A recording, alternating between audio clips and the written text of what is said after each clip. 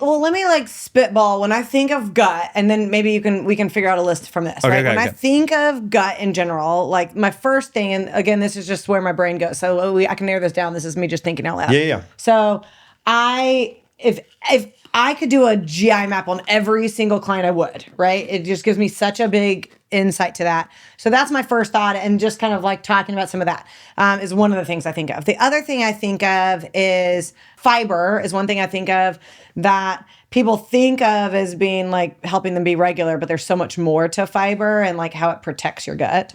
And so that's another thing I think of.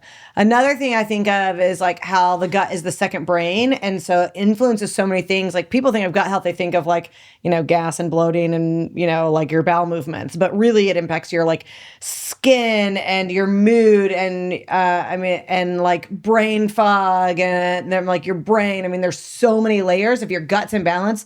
And then, people can't burn fat and all of that. So that's another thing I think of is just like how powerful the gut is that people don't know.